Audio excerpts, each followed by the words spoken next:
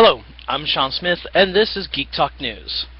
Today is going to be a little E3 pre-show because I won't be able to watch the entire event live. I'm just going to give a few thoughts of what I'd like to see happen and talk a little things about what I've finally come to terms with what Microsoft is doing.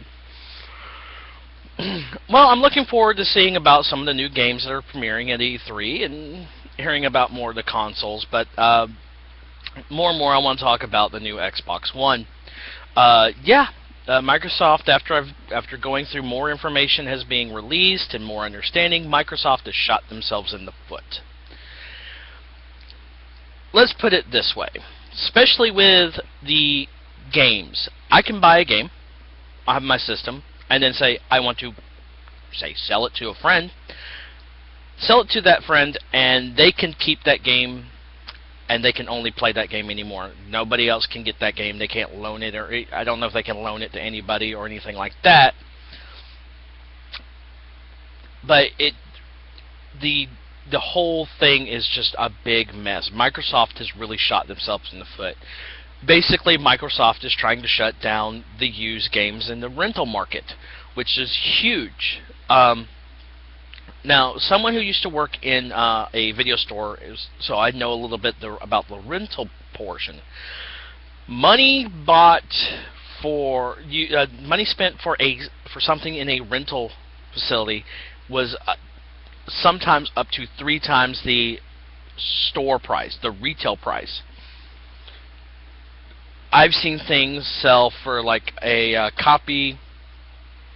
When like DVDs first came out, like a DVD in the store would be like, oh, this is a $20 DVD, but going through the ordering catalog, one DVD could be up to $30 to $40, even $50.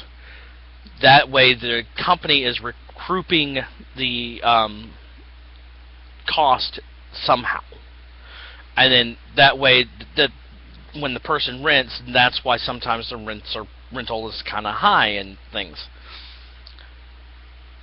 It's a big mess up. So that's one thing that I'm going to say this now. Microsoft had better come out today and really say, hey, this is what's going on, this is what's doing, this is what we're going to do, and this is the games. If they don't, they're going to lose. PlayStation 4 doing, I'm not really sure. I haven't been following PlayStation 4, Sony, because it's getting to the point where some of these consoles these companies are shooting themselves in the foot and turning things around, that people aren't going to be playing console games as much anymore, because there's got to be a line drawn between content and ownership.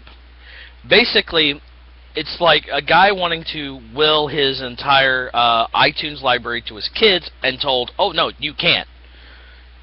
Yeah, you just spent the $30 on an album or a couple of albums, but you're just leasing the information. We still own it. There has to be a thing between content and ownership.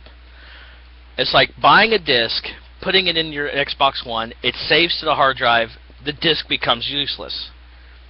If you're going to do that, why don't go to an all digital, like Steam? So, I'm going to say this, Microsoft, you've done it. You've shot yourself in the foot. And that's just one of the things I see from E3. I can't wait to see what Sony pops out for their exclusives. And let's see what the Nintendo does, because you never know. This actually, with what's going on with Microsoft and Sony, you could actually see a lot of people switching to the Nintendos, to Nintendo Wii or the Wii U, because they're a little bit more understanding about a lot of their stuff's backwards compatible. So let's see what's going to happen. I'm Sean Smith, and this has been Geek Talk News.